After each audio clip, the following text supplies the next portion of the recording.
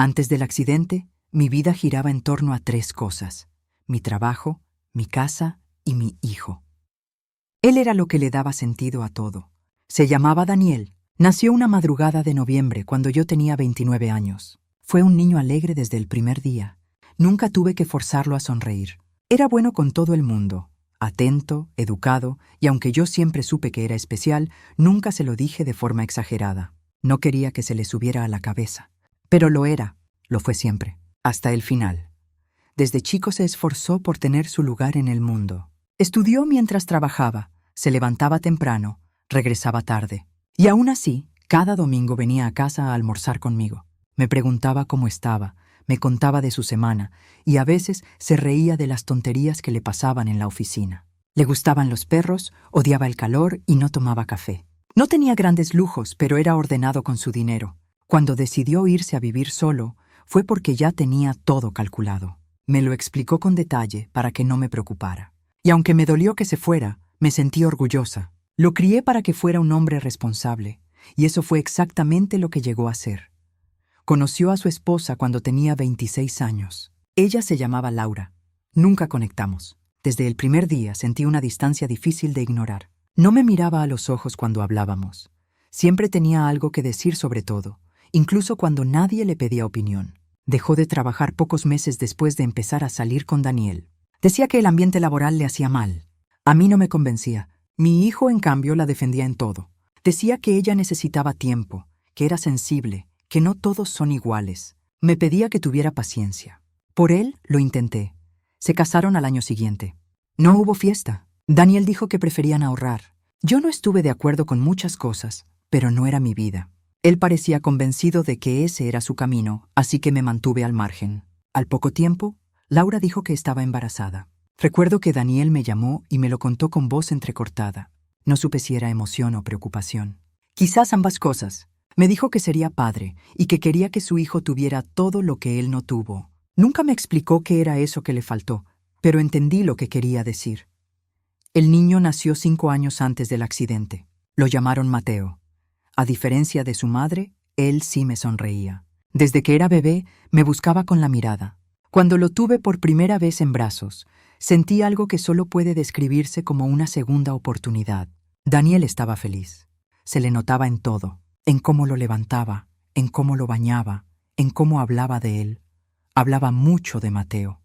Hacía planes, imaginaba viajes, decía que quería enseñarle a andar en bicicleta, a nadar, a leer antes de los 6 años.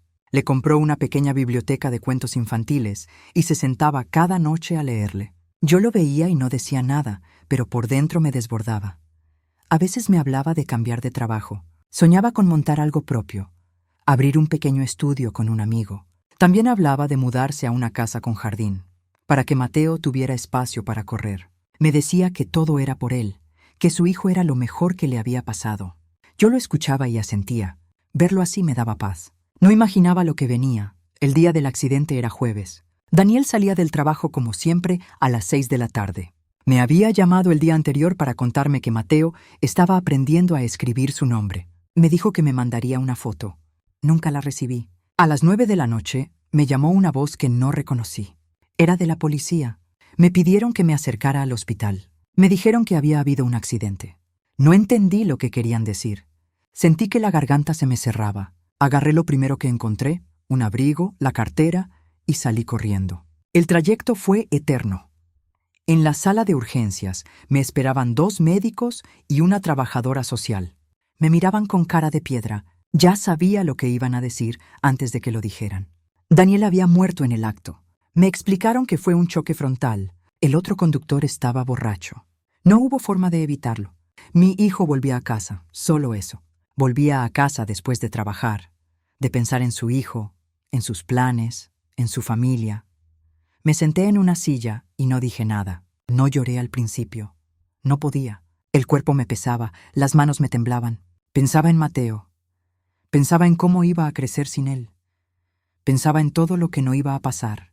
No dormí esa noche, ni la siguiente. Durante semanas caminé por la casa sin rumbo, agarrando sus cosas, oliendo su ropa, mirando fotos una y otra vez. Me despertaba con la sensación de que todo era un error. Esperaba escuchar su voz. Quería que llamara para decirme que estaba todo bien, que había sido una confusión, que seguía vivo. El funeral fue frío. Laura no quiso hacer nada grande. Dijo que no tenía fuerzas. Apenas habló con nadie. Yo recibí a las pocas personas que vinieron.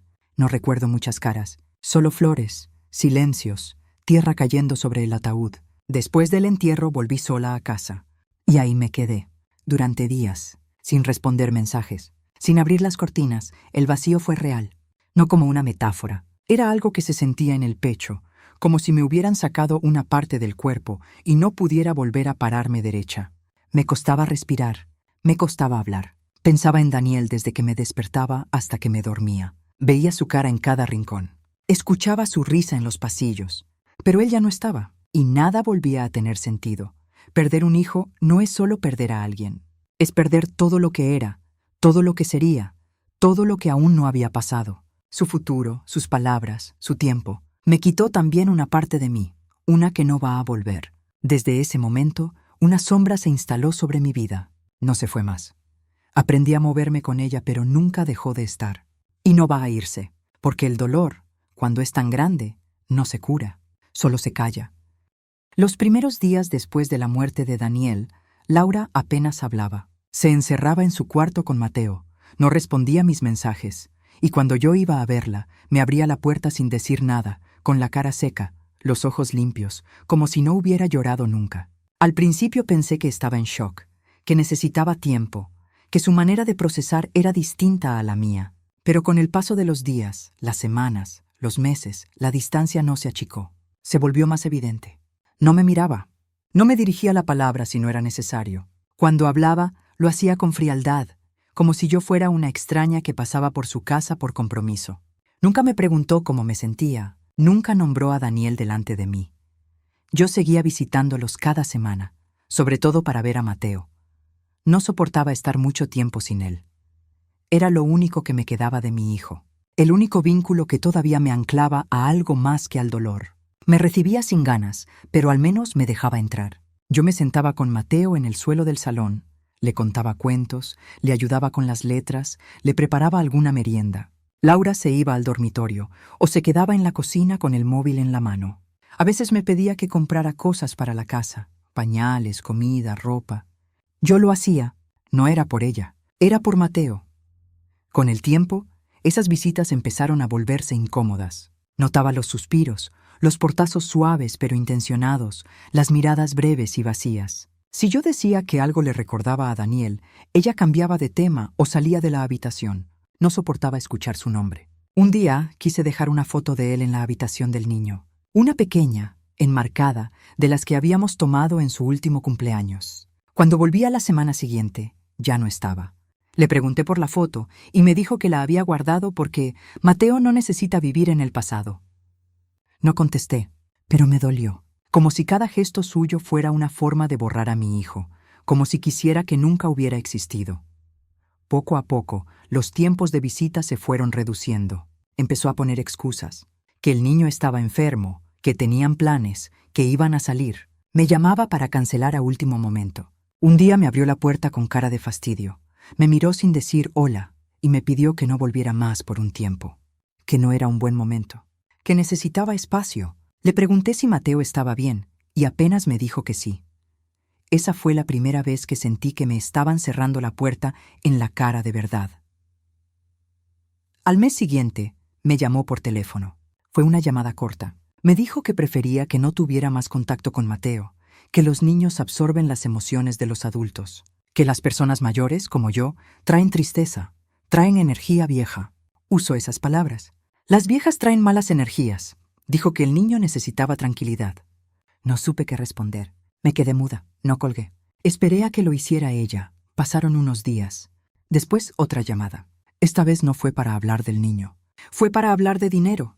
Me dijo que estaba teniendo dificultades, que no llegaba a fin de mes, que el alquiler, la comida, la escuela infantil, que todo era muy caro, que si yo no ayudaba iba a tener que irse, que estaba pensando en mudarse a otro país. Mencionó a una amiga que vivía fuera y que le había ofrecido hospedaje, y que en ese país la vida era más barata, que allí Mateo estaría mejor. No me lo pidió directamente. Lo planteó como una posibilidad inevitable si no se resolvía pronto su situación. Entendí el mensaje. Quería dinero. Quería que yo pagara por seguir sabiendo que mi nieto vivía en la misma ciudad. No lo dijo así, pero así era. Si no le daba lo que pedía, iba a desaparecer con él. No me ofreció ver al niño.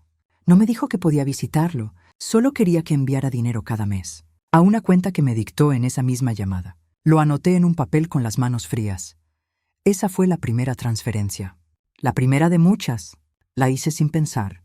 Tenía miedo. Miedo de no volver a ver a Mateo nunca más.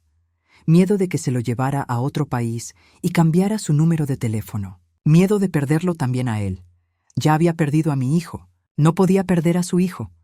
Después de esa llamada, no volvimos a hablar por un buen tiempo. Yo enviaba el dinero a principios de cada mes. Ella a veces confirmaba la recepción con un mensaje de una sola palabra. A veces ni eso. Durante un tiempo intenté escribirle. Le preguntaba cómo estaba Mateo, si podía verlo, aunque fuera un rato. No respondía. En una ocasión me contestó que no insistiera, que si me ponía pesada, iba a bloquearme, y que no quería que yo estuviera cerca del niño porque solo traía tristeza. Empecé a vivir con una rutina nueva. Trabajaba, comía poco, ahorraba donde podía, y cada mes apartaba lo suficiente para enviarle el dinero. No sabía en qué lo usaba, no tenía cómo saberlo. Solo me decía a mí misma que lo hacía por Mateo, por si acaso, por si algún día volvía a verlo y quería saber por qué su abuela no estuvo ahí. Me convencí de que esto era mejor que nada, que al menos estaba ayudando, aunque no viera su cara, aunque no escuchara su voz, al menos estaba haciendo algo. Algo que lo mantenía cerca, aunque fuera una ilusión, aunque ya ni siquiera sabía si estaba realmente cerca. Empecé con un solo trabajo.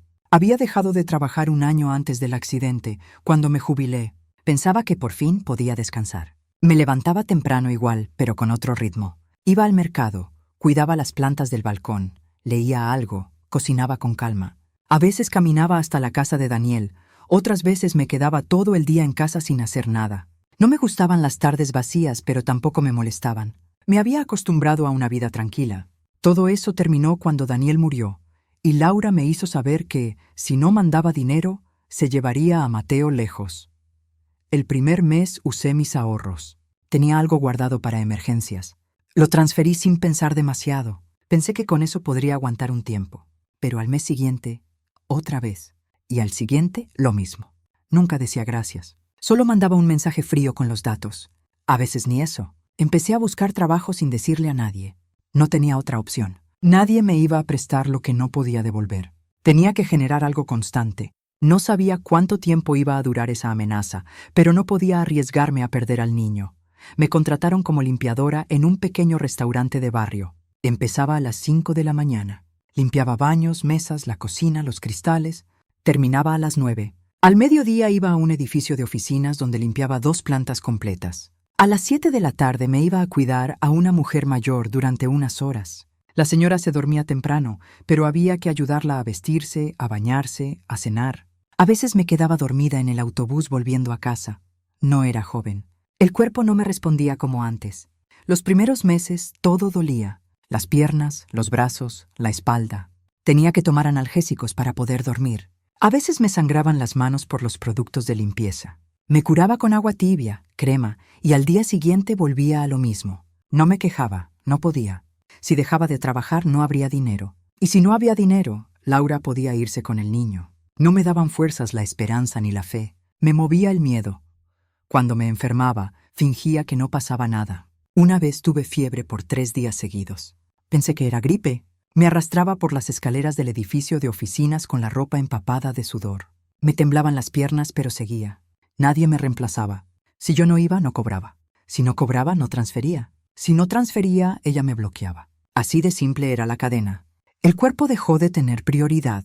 Solo contaba cumplir con los pagos. Empecé a llevar un cuaderno con las fechas de las transferencias. Anotaba la cantidad, la hora, el número de operación. No porque ella me lo pidiera, sino porque necesitaba registrar cada sacrificio. Cada euro me costaba horas de mi cuerpo, de mi sueño, de mis huesos. Era lo único que podía controlar. Lo demás estaba fuera de mi alcance. Durante ese tiempo, aprendí a vivir con menos. Dejé de ir al dentista. Dejé de comprar carne. Dejé de usar calefacción por las noches. Me duchaba con agua fría en verano y con agua apenas tibia en invierno. No compraba ropa. Usaba los mismos zapatos con las suelas gastadas. Me acostumbré a remendar calcetines, a coser los dobladillos, a reutilizar bolsas. Me volví invisible. Nadie me preguntaba cómo estaba. Nadie sabía lo que hacía. No tenía tiempo para explicarle a nadie. Nadie me habría entendido. A veces pasaba por el parque donde solía ir con Mateo cuando era más pequeño. Lo imaginaba en el tobogán, con su sonrisa, sus manitas agarradas al borde, buscando el rostro de su padre entre la gente. Cerraba los ojos y lo veía. Caminaba con cuidado, sin detenerme. Si lo encontraba por casualidad, si me reconocía, si intentaba correr hacia mí, todo podía desmoronarse. Tenía que mantenerme lejos. El deseo de abrazarlo era fuerte, pero el miedo era más. Si Laura sospechaba algo, podía irse sin aviso, cambiar de país, de nombre, de todo. Una vez soñé que lo encontraba en una tienda de juguetes, parado frente a una estantería, mirando una caja de rompecabezas. Me miraba, sonreía y me decía, «Hola, abuela». Me desperté llorando. No volví a dormir bien esa semana. Cada sueño me recordaba lo lejos que estaba, no solo físicamente, sino en el tiempo, en los recuerdos, en lo que Laura podía estar sembrando en su cabeza. Tal vez ya no me recordaba. Tal vez pensaba que yo lo había abandonado, pero yo no podía aclararle nada. No podía defenderme. Solo podía enviar dinero y esperar. Pasaron 4 años. 4 años repitiendo la misma rutina. 4 años evitando enfermarme, evitando faltar, evitando pensar. A veces escuchaba a otras personas decir que trabajaban para comprarse algo, para ahorrar para un viaje, para redecorar su casa. Yo trabajaba para no desaparecer de la vida de mi nieto. Trabajaba para evitar una amenaza. Trabajaba para una mujer que me odiaba y que había borrado a mi hijo de su casa como si nunca hubiera existido. Nunca supe si lo que mandaba realmente era para Mateo. Nunca tuve pruebas de nada. Solo recibía mensajes escuetos y de vez en cuando silencio. A veces Laura desaparecía por semanas. No respondía, no confirmaba, no decía nada. Yo seguía enviando el dinero igual. No por ella, por él. Por la idea de él. Por la posibilidad de que algún día todo ese esfuerzo tuviera sentido. Aprendí a no esperar respuestas. Aprendí a vivir con la ausencia. Aprendí a callar. Me volví otra persona. Más vieja, más cansada, más sola. Pero seguí. No por fuerza, por necesidad. Porque era eso, o rendirme. Porque aunque ya no tuviera a mi hijo, todavía me quedaba una parte de él. Y no estaba dispuesta a perderla también. Era octubre, una tarde gris como tantas otras. Llevaba 11 horas de pie entre el restaurante y las oficinas. Me dolían las rodillas. Tenía las manos secas, llenas de cortes pequeños, y no había tomado nada desde el desayuno. Caminaba despacio, en silencio, con la cabeza baja. Cuando doblé la esquina para tomar el atajo hacia la parada del autobús, pasé frente al edificio del orfanato. No lo miraba nunca. Me dolía saber lo que era. Prefería mirar al suelo, pero ese día algo me obligó a levantar la vista. Estaba parado cerca de la verja. Un niño solo, con una mochila colgada floja de un hombro. Miraba hacia adentro, hacia el patio interior. Tenía el mismo pelo que Daniel a esa edad. El mismo gesto, la misma forma de apoyar el pie izquierdo ligeramente hacia afuera. Me detuve sin pensar. Me quedé ahí a unos metros. Lo observé en silencio. Sentí que el aire se me detenía en el pecho. No podía ser, pero lo era. No había duda. Era Mateo. Dudé unos segundos. El cuerpo no me respondía. Las piernas me temblaban. El corazón me golpeaba dentro del pecho con una fuerza que no sentía desde hacía años. Me acerqué con pasos cortos, como si cualquier movimiento brusco pudiera romper la escena. No me reconoció al principio. Me miró con curiosidad, como si fuera una más de tantas personas que pasan por ahí. Cuando estuve cerca, lo llamé por su nombre. No lo dije en voz alta. Lo susurré. Él giró la cabeza y por un momento no dijo nada. Me miró fijo, frunció el ceño, dio un paso atrás. Me reconoció.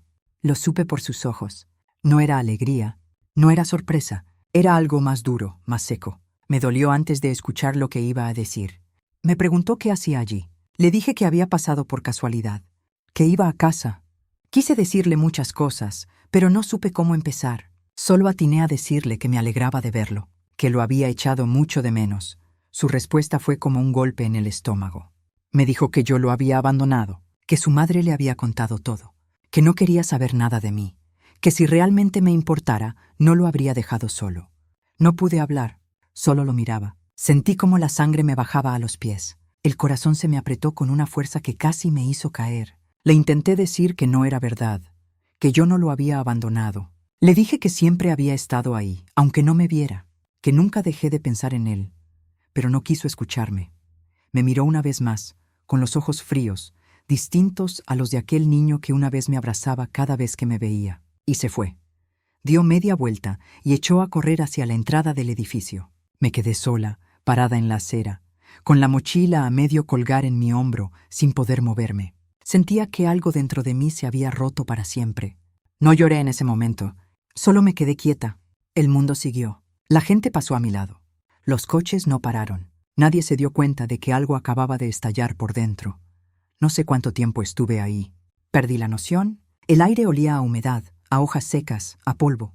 El cuerpo se me enfrió. Cuando finalmente logré dar un paso, lo hice como si llevara piedras en los pies. Caminé hasta la parada, subí al autobús y no miré a nadie. Me senté en la última fila y me apreté contra la ventana. Me ardían los ojos, pero no lloré.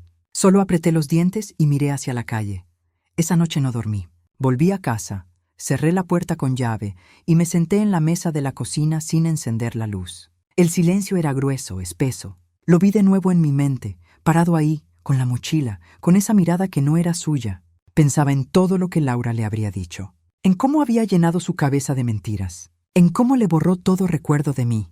Sentí rabia, tristeza, impotencia, todo junto. Sentí que todos esos años de trabajo, de sacrificios, de dolor escondido, habían sido para nada, que me lo habían quitado igual. Me di cuenta de que el miedo que me había sostenido durante todo ese tiempo ya no servía. Ella se lo había llevado igual, sin salir del país. Lo había alejado de mí sin necesidad de cruzar ninguna frontera. Me lo arrebató con palabras, con mentiras, con el silencio.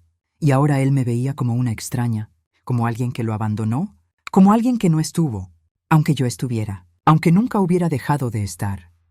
Esa noche fue distinta a todas, no porque doliera más, sino porque entendí que ya no bastaba con resistir. Ya no podía seguir fingiendo que eso era suficiente. Ya no era solo cansancio, era pérdida, pérdida real, irrecuperable. Y no sabía si alguna vez podría reparar lo que se había roto ese día, cuando mi nieto me miró y no me vio. Al día siguiente de verlo, no fui a trabajar. Fue la primera vez en 4 años que no cumplí con mis turnos. No avisé. No me importó perder el día ni que me descontaran del salario. Me quedé en casa, sentada frente al cuaderno donde tenía anotadas todas las transferencias. Cada línea escrita con mi letra era una prueba de todo lo que había hecho por él. No por ella, por él. Durante horas estuve revisando los recibos, los montos, las fechas. Había acumulado más de 50 transferencias. Todas con concepto, todas dirigidas a la misma cuenta. Cada mes, puntual, sin falta. Saqué copias de todo. Imprimí los recibos desde la aplicación del banco. Ordené los papeles en carpetas. Busqué los mensajes en el teléfono. Algunos aún estaban ahí. Mensajes breves donde ella me pedía dinero, donde insinuaba que se iría si no cumplía. Recortes de conversaciones sin contexto, pero suficientes. Tomé nota del día en que me dijo que no quería que viera más a Mateo. Busqué los audios donde, con voz seca, repetía que no me molestara, que no la hiciera enojar. La mañana siguiente me presenté en la comisaría del barrio. Llevaba las carpetas en una bolsa y el teléfono con la batería cargada. Esperé sentada en una silla de plástico durante más de 1 hora. Nadie sabía bien qué hacer conmigo. No era un caso común. Les expliqué todo desde el principio. Les conté que mi hijo había muerto, que la madre del niño me había exigido dinero durante años, que lo hacía bajo amenazas de desaparecer, que un día, al volver del trabajo, vi a mi nieto frente a un orfanato, que él mismo me dijo que lo había abandonado, que había creído todo lo que su madre le contó. Había un oficial joven que me escuchó con atención. Me pidió documentos, comprobantes, datos. Le entregué todo lo que llevaba. Me dijo que necesitaban analizar la situación, que no era fácil, pero que iban a revisarlo. Me pidieron que regresara al día siguiente. Así empezó el proceso. Tuve que volver muchas veces. Me hicieron preguntas sobre mi hijo, sobre su muerte, sobre la relación que tenía con Laura. Me pidieron que detallara todo lo que había hecho desde el fallecimiento hasta el día en que encontré a Mateo. Cada vez que entraba en esa sala, sentía que estaba exponiendo las partes más dolorosas de mi vida, pero no me detuve. Ya no podía detenerme. Los trabajadores sociales fueron los siguientes. Me llamaron para una entrevista. Me senté en una sala blanca con 2 mujeres jóvenes que tomaban nota mientras hablaba. Les conté lo que sabía, que Laura no trabajaba, que decía que cuidaba al niño, que me impedía verlo, que nunca me permitió estar presente, que usó el dinero para mantenerse ella, mientras me amenazaba con llevarse a Mateo, que ahora el niño estaba en un centro, pero que durante 4 años vivió engañado, creyendo que lo habían abandonado. Me preguntaron si tenía pruebas de que ella vivía con otra persona. Les dije que no, pero que se rumoreaba, que la última vez que tuve alguna respuesta, alguien me mencionó que ya no vivía en el mismo piso, que se había mudado, que Mateo no estaba con ella. Les di la dirección donde vi al niño. Tomaron nota, dijeron que lo investigarían. Pasaron 2 semanas sin novedades. Seguí trabajando. No podía dejar mis empleos, pero todo el peso se me acumulaba en la espalda. No dormía bien, no comía. Pensaba en lo que dirían, si creerían lo que contaba, si se atreverían a llamarla, si harían algo. Una mañana me llamaron por teléfono. Me citaron otra vez en la comisaría. Fui sin demora. Me recibieron con otro tono, más serio, más directo. Me dijeron que el niño, efectivamente, estaba registrado como menor en situación de abandono temporal, que había ingresado en el sistema de protección hacía meses, que su madre había firmado un documento donde cedía su custodia provisional al Estado, que vivía con un hombre en otra parte de la ciudad y que desde hacía meses no se hacía cargo del niño, que había aportado una dirección falsa, que habían intentado contactarla varias veces, sin éxito. La información me cayó como piedra. Confirmaba lo que sospechaba, pero no aliviaba nada. Mateo había sido dejado ahí, no por necesidad, sino por decisión, como si fuera un objeto del que se puede prescindir. Después de todo lo que me hizo creer, después de todo lo que me exigió, terminó dejándolo igual.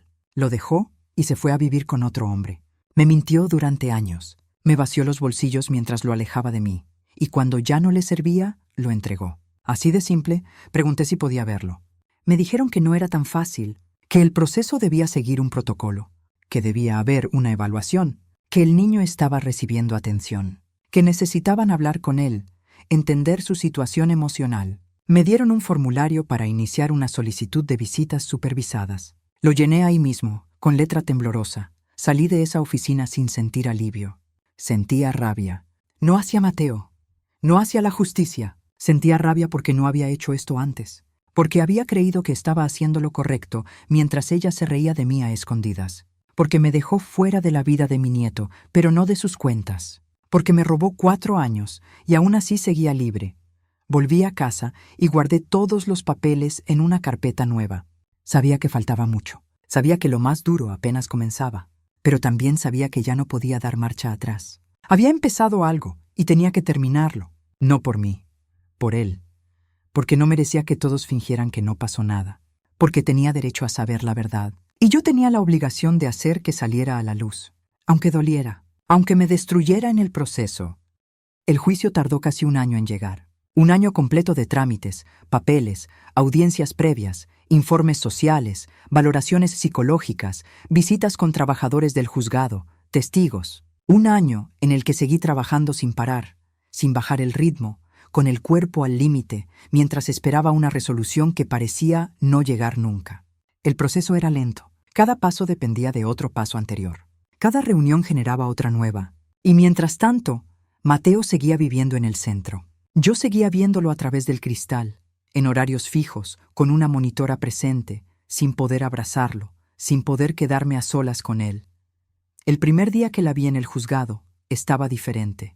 No era la misma que recordaba. Llevaba el pelo teñido, gafas oscuras y un abrigo que no le conocía. Entró como si no pasara nada, como si no supiera por qué estaba ahí. Cuando la llamaron para declarar, habló con calma. Dijo que yo la había maltratado psicológicamente, que la había presionado durante años, que el dinero que recibía era voluntario, que nunca pidió nada, que se lo mandaba por culpa, por pena, porque no aceptaba que su hijo ya no estaba. Negó haberme amenazado, negó haberme dicho que se iría del país, negó haber dicho que no quería que viera al niño. Incluso negó haberme prohibido entrar en su casa. Dijo que Mateo y yo nunca tuvimos una relación cercana, que él no me recordaba, que ella lo protegía de mí, que me alejaba porque le hacía mal. Las palabras me golpeaban una tras otra, pero no dije nada. Me quedé sentada, con las manos sobre las rodillas, la vista fija en el suelo. Cuando me tocó hablar, conté todo, sin adornos, sin exageraciones. Detallé cada transferencia, cada amenaza, cada rechazo. Les hablé del encuentro frente al orfanato, de cómo el niño me dijo que lo abandoné, de cómo Laura usó eso como una forma de castigo. Presenté los comprobantes de los pagos, los mensajes, las fechas. Expliqué los trabajos que había tenido que tomar, los turnos, las enfermedades que oculté, las cosas que dejé de lado. Había pruebas, había testigos, había años de silencio forzado. Durante las sesiones, ella intentó manipular. Se mostraba tranquila, a veces incluso fingía llorar. Llevó un testigo que no conocía, un hombre que supuestamente vivió con ella un tiempo. Dijo que él podía confirmar que siempre fue una madre presente, que nunca abandonó al niño. Pero el testimonio se desarmó rápido. Él no conocía el nombre completo del niño. No sabía en qué colegio había estado. No sabía cuándo nació. Todo era improvisado. Una mentira más. Pasaron meses. Entre las últimas audiencias y la sentencia, hubo silencio. Nadie me llamaba. Nadie me decía nada. Fui al juzgado varias veces a preguntar. Me decían que esperara, que ya me avisarían. Durante ese tiempo seguí visitando a Mateo. Ya me dejaban entrar en el patio con él. Podíamos estar en la misma mesa. Podía tocarle la mano. Podía llevarle libros. Hablábamos. Me preguntaba cosas. Me contaba cómo era su día. Empezaba a confiar en mí, pero todavía había algo en sus ojos que no se soltaba. Algo que no entendía del todo. La sentencia llegó una mañana de noviembre. Me llamaron del juzgado. Me presenté con las manos frías y los ojos enrojecidos por el cansancio. El juez leyó la resolución sin mirarme. Dijo que Laura era culpable de fraude y de abandono parental, que había pruebas suficientes, que se confirmaban los hechos denunciados, que recibiría una pena de 1 año de prisión. Condena firme, sin posibilidad de suspensión. Ese día la vi esposada. No dijo nada, no me miró. Se la llevaron por una puerta lateral. Me quedé en la sala, esperando lo que venía después. Lo que yo creía que venía. El abogado me explicó que la parte penal estaba resuelta, pero que el tema de la custodia era otra cosa. Otro proceso, otro juzgado. Me advirtió que, por mi edad, por mis ingresos, por la falta de vivienda adaptada, por mi salud, lo más probable era que no me dieran la tenencia de Mateo, que el Estado buscaría una familia adoptiva o de acogida permanente. Me temblaron las manos. Le pregunté si había algo que pudiera hacer. Me dijo que podía pedir visitas regulares, que con suerte me dejarían verlo seguido, que eso al menos estaba casi garantizado. No supe qué decir. No sentí alivio, no sentí justicia, solo un cansancio que no tenía fondo. Había ganado el juicio, pero no recuperaba a mi nieto. Él seguía lejos. Ya no por culpa de su madre, sino por un sistema que no entendía el vínculo que nos unía. No les importaba el pasado, solo contaban las condiciones presentes. El sueldo, la casa, la edad, lo que podían medir, no lo que habíamos vivido. Acepté las visitas diarias. Lo firmé todo. Me ajusté al horario. Cambié turnos en el trabajo. A veces no dormía para poder llegar a tiempo. Me presentaba cada tarde en el centro, con una bolsa en la mano. Fruta, un libro, un cuaderno, algún pequeño regalo que pudiera permitirme. Me sentaba con él en el patio y hablábamos. No siempre de cosas importantes. A veces solo jugábamos o dibujábamos, pero ahí estaba, cada día, sin faltar. Nunca me preguntó por el juicio. Nunca me preguntó por su madre. Yo no hablaba de eso. Él tampoco. Solo estábamos. Solo nos teníamos, aunque fuera por 1 hora, aunque fuera dentro de un centro, aunque ya no pudiéramos vivir bajo el mismo techo. Me conformaba con verlo, con escucharlo, con sentir que a pesar de todo, algo se había salvado. La primera visita fue en una sala pequeña, con las paredes pintadas de azul claro y una mesa redonda en el centro. Había 2 sillas de plástico y una estantería con libros infantiles desordenados. Una mujer del centro se sentó cerca, en un rincón, con una libreta en la mano. Mateo entró por una puerta lateral. Llevaba un jersey de lana y los mismos zapatos que recordaba. Había crecido. Tenía la cara más alargada, los ojos más serios. Me miró como se mira a alguien que se conoce de nombre pero no de verdad. No se acercó. Se sentó en la otra silla sin saludar. Yo le dije hola. No contestó. Me miró un segundo y luego bajó la cabeza. Le pregunté cómo estaba, si dormía bien, si le gustaba el lugar. Me dijo que no era su casa. Nada más. El resto del tiempo fue silencio. Jugó con un lápiz que estaba sobre la mesa. La mujer del centro tomó notas sin hablar. Cuando se terminó la hora, Mateo se levantó sin decir adiós. Salió sin mirarme. Durante semanas fue igual. Visitas breves, palabras cortas. miradas esquivas. Respondía solo lo justo. No me hacía preguntas, no me sonreía. No sabía si me odiaba, si desconfiaba, o si simplemente no entendía por qué ahora estaba ahí. No intentaba forzar nada, solo me presentaba cada día con algo para compartir. A veces una fruta, a veces un libro, a veces solo mi presencia. Poco a poco empezó a cambiar.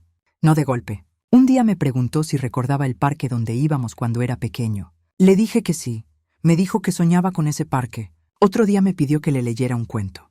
Se sentó más cerca, apoyó el codo en la mesa. Me miró mientras leía. Me observaba como si quisiera confirmar algo. Después de unas semanas, ya me saludaba al entrar. Después se reía, y una tarde se acercó sin pedir permiso y me abrazó. No dijo nada. Me rodeó el cuello con los brazos y se quedó así, en silencio. Yo no lo solté. La mujer del centro levantó la vista de la libreta. No hizo ningún comentario. Cuando terminó la hora, Mateo me miró y dijo que le gustaba que fuera, que no se lo dijera a nadie, pero que me esperaba. Salí del centro esa tarde con las piernas temblando. No lloré en la calle, pero en casa, cuando me senté en la cama, me tapé la cara con las manos y dejé que todo saliera. Las conversaciones empezaron a ser más largas.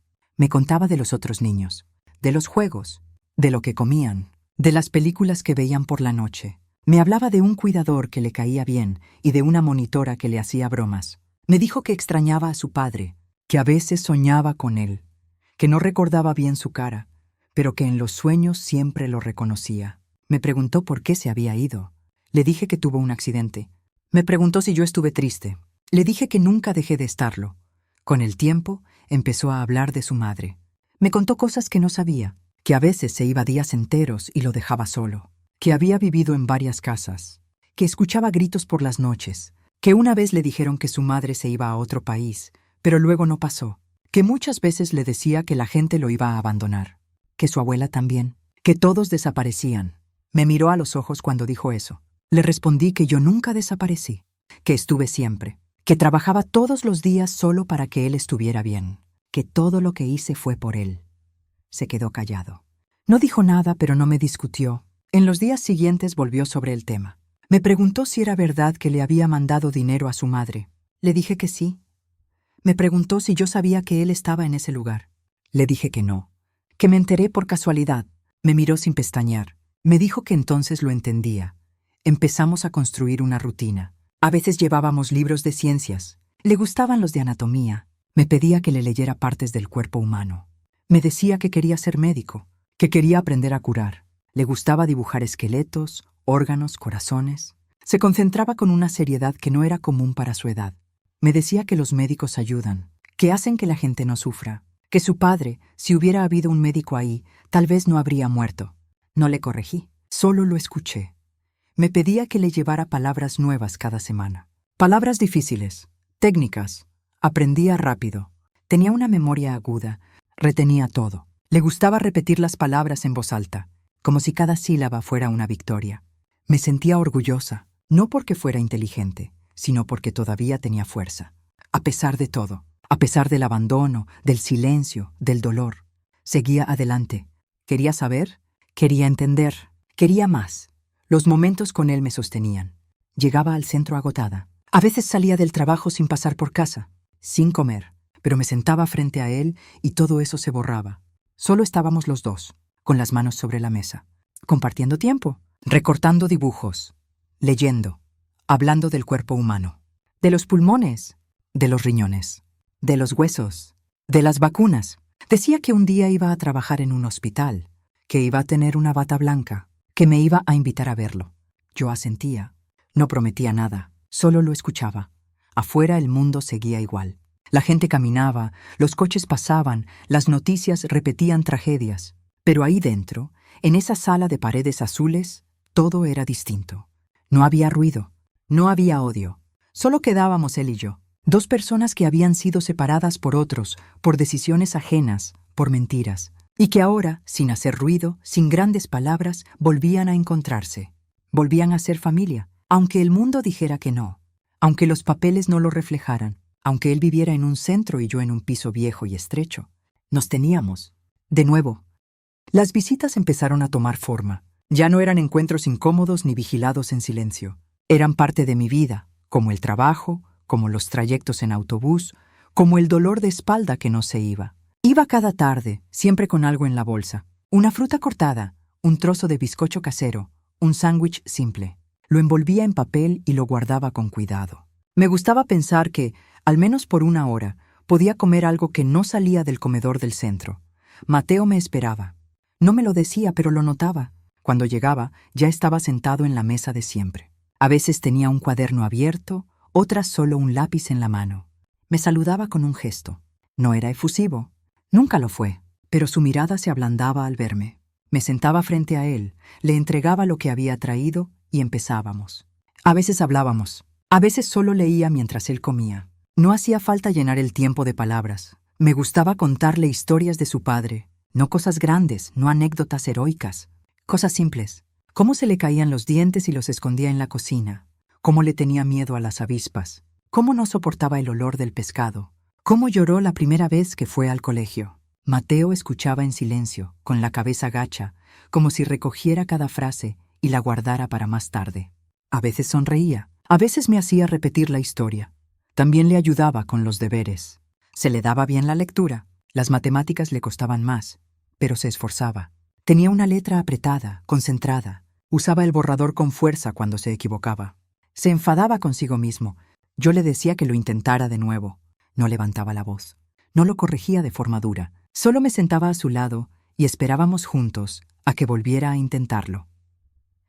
Cada día traía algo distinto. A veces estaba tranquilo, otras veces venía inquieto. Había días en que no quería hablar. Se sentaba y se quedaba mirando el suelo. Le daba espacio. No insistía. Me quedaba con él en silencio. Solo mi presencia. Después de un rato, él empezaba a dibujar o me contaba algo breve. Nunca me explicó por qué se cerraba. Yo no preguntaba. Lo aceptaba como parte de su ritmo. Tenía gestos de Daniel. La forma de morderse el labio cuando pensaba. El modo en que se rascaba la cabeza con la palma abierta. La expresión seria cuando se concentraba. Me recordaba a mi hijo cuando era niño, sobre todo cuando se reía con los ojos. A veces lo miraba sin decir nada, solo para quedarme con esa imagen guardada. No sabía cuánto tiempo iba a tener esa rutina. No sabía si un día iban a quitarme ese derecho. Por eso cada minuto era una forma de aferrarme. No todo era fácil. Hubo momentos duros, días en que Mateo se enfermaba y no podía visitarlo. Me llamaban para avisarme que tenía fiebre, que estaba en cama, que no recibía visitas. Me quedaba en casa esperando. No podía dormir. Pensaba si lo cuidaban bien, si lo arropaban, si le hablaban cuando se despertaba. Una noche no pude más y fui hasta el centro. Me quedé en la calle, frente al edificio, sentada en un banco.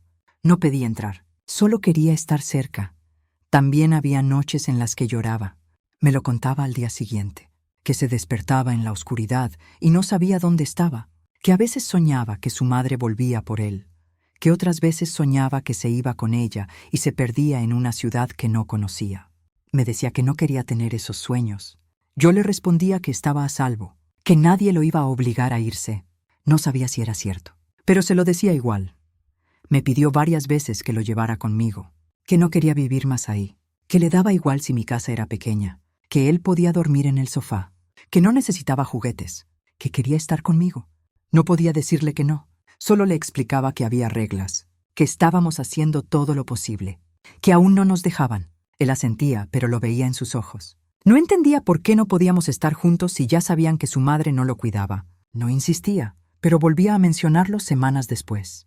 Siempre con voz baja, siempre con ese hilo de esperanza que me destrozaba por dentro. Los días pasaban y la rutina se volvió lo único que importaba. Me levantaba cada mañana pensando en lo que le iba a llevar. Me preparaba los turnos para poder salir antes. A veces no almorzaba para no perder tiempo. El cuerpo me dolía más, pero el dolor ya no pesaba igual. Había algo más fuerte que lo sostenía. Saber que al final del día iba a verlo. Aunque fuera solo una hora. Aunque solo nos sentáramos en la misma mesa. Aunque no pasara nada extraordinario. Solo estar nunca me pidió cosas materiales. No me pidió juguetes, ni consolas, ni ropa nueva. Solo tiempo, solo presencia, solo que no faltara. Y yo no falté, nunca. Pasara lo que pasara, ahí estuve, puntual, sentada en la misma silla, con la misma bolsa de tela, con el mismo cuaderno en la mano. Porque esa hora no era un trámite, era lo que me sostenía, era lo que nos quedaba, era lo único que aún no nos habían quitado. A veces me despierto en mitad de la noche sin razón. No hay ruido, no hay sueños. Solo me despierto. Me siento en la cama y me quedo mirando la oscuridad. Pienso en todo lo que pasó. Pienso en mi hijo. En cómo se fue. En lo rápido que cambió todo. En cómo una vida entera puede derrumbarse con una sola llamada. Y luego pienso en Mateo. En los años que vivió sin entender. En el silencio en el que creció. En las mentiras que le rodearon. En las veces que su madre le negó lo que tenía derecho a saber. Me duele lo que no pude evitar. Lo que no supe ver a tiempo. Me arrepiento de no haber hecho algo antes. De haber confiado en que el dinero bastaba. De haberme escondido detrás del miedo. Me creí obligada a obedecer para no perderlo y aún así lo perdí. Ella me lo quitó igual. No fue de un día para otro. Lo fue apagando de a poco. Le fue cambiando los recuerdos. Le borró a su padre. Me borró a mí. Lo usó como escudo, como moneda. Le enseñó que todo se puede abandonar si se hace sin ruido. Mateo no dice mucho sobre ella. No pregunta. No la nombra. A veces, en sus dibujos, aparece una figura sin rostro. Una mujer de pelo largo que mira hacia otra parte. Nunca está en el centro. Nunca lo toca. No me hace falta que lo diga. Lo que vivió se nota en sus silencios. En cómo se queda quieto cuando se menciona la palabra familia. En cómo se tensa cuando escucha la risa de una mujer adulta. Todo eso queda. No se borra. No hay nada que pueda hacer para que lo olvide. Solo puedo estar ahora. Hacerle saber que no todo el mundo se va. Desde hace meses tengo clara una sola cosa. Tengo que dejarle algo. No tengo herencias. No tengo propiedades. No tengo nada que le asegure un futuro. Solo tengo mis manos y mi cuerpo que todavía resiste. Decidí que voy a trabajar todo lo que pueda para pagarle la universidad. ¿Quiere ser médico? Lo dice con seguridad. Le brillan los ojos cuando habla de eso. No lo dice como una fantasía. Lo dice como quien ha decidido algo, y yo lo voy a ayudar a llegar ahí. Empecé a ahorrar. Abrí una cuenta a su nombre. Cada semana pongo lo que puedo. A veces son 10 euros. A veces 5. A veces nada. Pero cuando cobro, lo primero que hago es guardar algo. Recorto todo lo posible. No enciendo la calefacción salvo en los días de frío extremo. Apago las luces temprano. Compro lo justo. Me visto con lo que tengo. Si se rompe algo, lo arreglo. Si no se puede arreglar, vivo sin eso. No hay lujos. No hay compras innecesarias. Todo está calculado. Aumenté las horas de trabajo. Acepté limpiar 2 escaleras más por semana. Me duelen los pies, pero no me quejo. Me levanto a las 4 de la mañana, empiezo antes de que amanezca y termino cuando el cuerpo me dice basta. Me organizo para no faltar a las visitas. Esa hora con Mateo es intocable. Todo lo demás puede cambiar, eso no.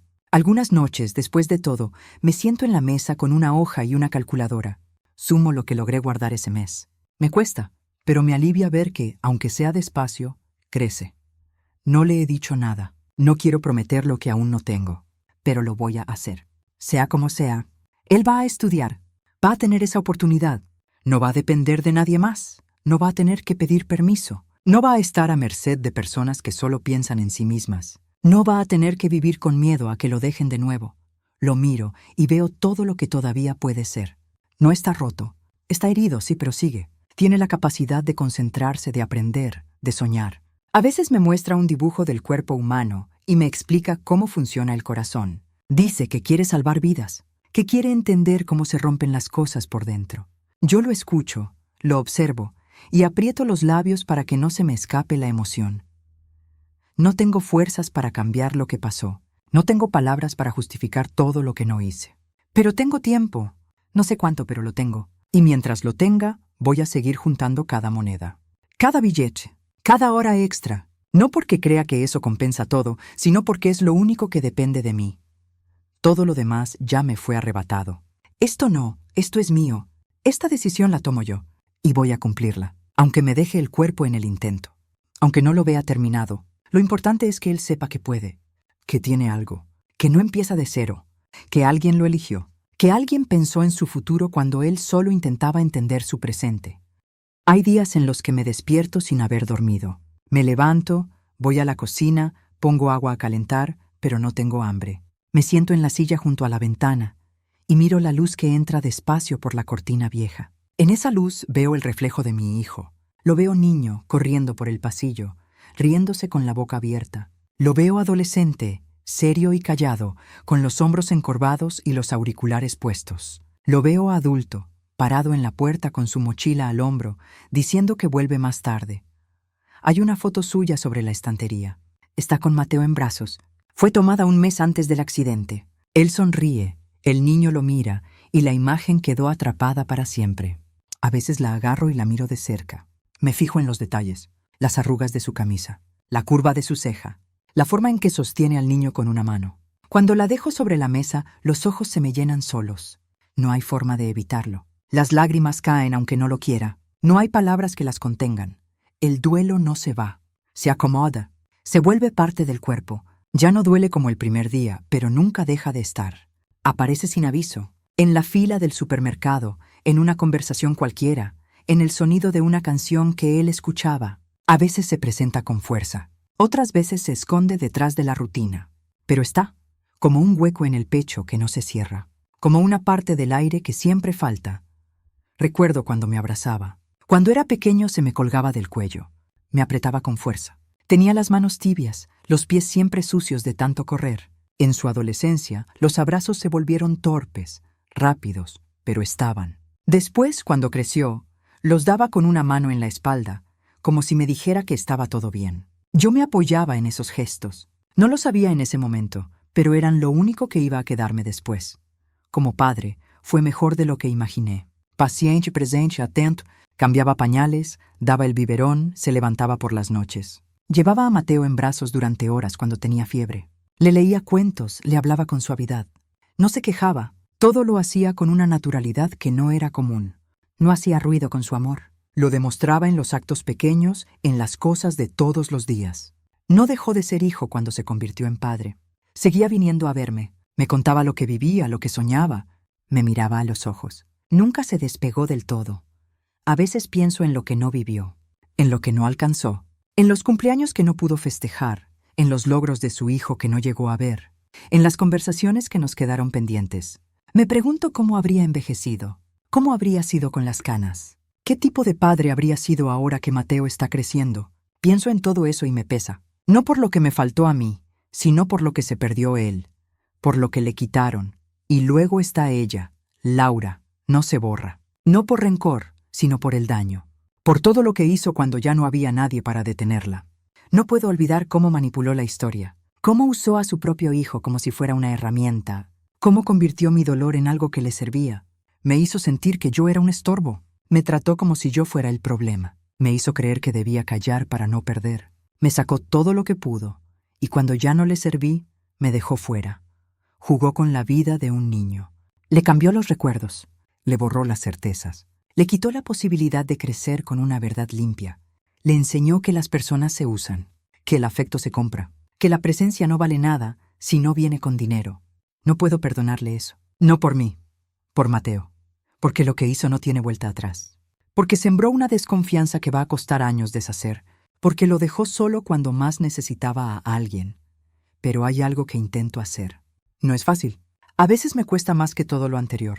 Intento perdonarme a mí, por lo que no supe ver, por haber esperado tanto, por haber tenido miedo, por haber creído que el silencio protegía, por haber confiado en que ella no llegaría tan lejos. Me castigué mucho tiempo por eso. Me decía que si hubiera actuado antes, nada de esto habría pasado. Pero ya no puedo volver atrás. No puedo cambiar lo que pasó. Solo puedo mirar de frente lo que hay y seguir. Perdonarme no significa olvidarme. Significa aceptar que hice lo que creí correcto con lo que tenía, que fui débil en muchos momentos, que no supe cómo proteger a mi nieto, pero también significa entender que ahora estoy, que no me fui, que no me rendí, que, aunque llegué tarde, no me fui cuando todo se vino abajo. Y eso, al menos eso, me lo sostengo, porque si no me lo permito no puedo seguir. Y tengo que seguir, porque él está ahí, porque todavía me necesita, aunque no lo diga con palabras, aunque solo me lo diga con la forma en que me mira cuando entro en la sala. Hoy mi vida tiene un ritmo distinto. Me levanto a las 4:30, como siempre. El cuerpo tarda más en responder, pero se mueve. Pongo agua a calentar, desayuno algo simple y preparo la bolsa que llevo al trabajo. Limpio 2 edificios por la mañana, 1 por la tarde. Algunos días también cuido por horas a una señora mayor. No hay lujos, no hay pausas largas, pero tengo organizado cada tramo. Los fines de semana trabajo menos, solo en las mañanas. El resto del tiempo lo reservo para mí y para él. Ya no me enfermo con frecuencia, pero me canso más rápido. Me controlo la presión, me reviso la vista. Llevo los medicamentos en una caja pequeña que guardo en la cocina. Anoto los horarios. Tomo lo necesario. Aprendí a cuidar el cuerpo no para mí, sino para poder llegar a tiempo cada día al centro. Si me caigo, él se queda sin esa hora. Si me falta el aire, no llego a la reunión con la psicóloga del juzgado. Si no me cuido, se corta todo. No puedo darme el lujo de fallar. Mateo ha cambiado. Habla más. Camina con paso firme. Se ha vuelto más alto. Conserva esa seriedad cuando se concentra, pero ya no es el mismo niño que me miraba desde lejos. Ahora se sienta a mi lado, me toca la mano, me hace preguntas. Me explica lo que lee. Se enoja cuando algo no le sale. Celebra cuando lo logra. Sus cuadernos están llenos de esquemas, dibujos, palabras nuevas. Hace poco escribió su nombre completo en una hoja y me la regaló. Lo dejó sobre la mesa sin decir nada. Me la traje a casa y la guardé en el cajón con mis documentos. Le dieron un reconocimiento por su desempeño escolar. Me lo contó en voz baja, sin alardes. Se lo entregaron en una pequeña ceremonia interna. Me trajo la hoja doblada. La desdoblé con cuidado y la leí en voz alta. Tenía el nombre del centro, su nombre completo y la palabra excelencia. Se quedó mirándome mientras la leía. No dije nada, solo asentí y la volví a doblar. Luego me abrazó sin hablar. Fue un gesto seco pero firme. Yo lo entendí todo en ese abrazo. Tenemos una rutina. Nos vemos casi todos los días. Cuando no puedo ir, le aviso. Él me espera igual. Sabe que si no llego es por algo serio. Los fines de semana, si me dan permiso, me lo llevo unas horas. Caminamos por el parque, comemos en un banco, jugamos a identificar árboles. Le gusta aprender los nombres científicos de las plantas. Me dice que le sirve para ejercitar la memoria. Yo lo escucho y me quedo tranquila. No porque quiera que lo sepa todo, sino porque veo que tiene una dirección. No gira en círculos. Avanza. Hablamos del futuro. No usamos palabras grandes. No decimos promesas. Pero él sabe que quiero que estudie medicina. Me dice que es difícil, que es caro. Yo le contesto que se prepare, que no se preocupe por el resto. Todavía no le hablo del dinero que estoy guardando. No porque lo oculte, sino porque no es momento. Cuando llegue el día, cuando esté por elegir, ahí se lo diré. Que lo pensé desde ahora. Que lo estoy haciendo por él. Que su padre también lo habría hecho. A veces hablamos de Daniel. Le muestro fotos. Le cuento cómo era de niño, cómo aprendió a nadar, cómo se caía y se levantaba sin llorar. Mateo escucha con atención. Ya no se pone incómodo, ya no se encierra. Me hace preguntas, me pide detalles, me dice que quiere parecerse a él. Le contesto que ya lo hace, que no se da cuenta, pero lo tiene en los ojos, en la forma de pensar, en cómo se preocupa por los demás. No necesita copiarlo, ya lo lleva dentro. Vivo en el mismo piso. Nada cambió. La estufa es la misma, la cama es la misma, la ropa colgada en el baño es la misma. Pero ya no siento que estoy sola. Cada día que paso con Mateo es una forma de seguir. No porque llene un vacío, sino porque da sentido. Ya no espero a nadie más. Ya no miro el teléfono buscando una llamada que no va a llegar. Ya no pienso en lo que me quitaron, sino en lo que todavía puedo construir. No tengo grandes planes. No espero que todo se resuelva. Sé que siempre habrá límites. Sé que no me darán la custodia completa. Sé que puede que algún día me falten las fuerzas. Pero mientras pueda, voy a estar. Mientras pueda, voy a trabajar. Mientras pueda, voy a guardar cada moneda para su futuro. Porque es lo que me queda. Porque es lo que merece. Porque él no pidió nada de esto. Y aún así lo vivió todo. Mi hijo ya no está. Su voz, sus pasos, sus gestos ya no habitan este mundo. Pero su hijo sí. Y en él hay algo de lo que fue. Algo que persiste. Algo que no se ha roto. Por eso no paro. Por eso sigo. Porque mi misión ya no es sobrevivir, ni recordar, ni esperar. Mi misión es darle a Mateo lo que Daniel soñaba. Y no me detendré hasta que lo logre,